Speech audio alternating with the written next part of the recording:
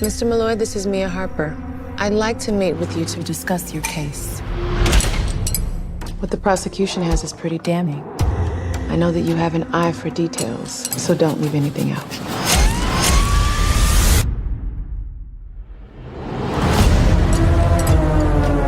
She was a goddess. One day I came back and she was gone. So you believe this guy? Zaire, why did you do it? I've never seen anything like it. You always go with your gut. Please, this is my life and they're trying to ruin me. You're repping Zaire Malloy. You damn right. First word. What do you see? Longing. Mia is longing. Mr. Malloy, I am your attorney. I am not your friend.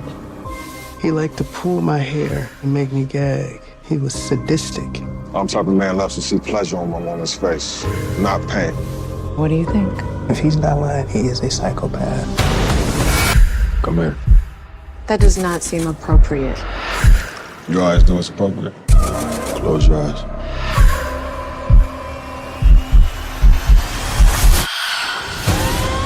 Someone has been covering up evidence in this case. Why would she record this? I don't know, Mia.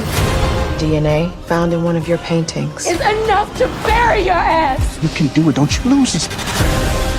You have no idea who he is.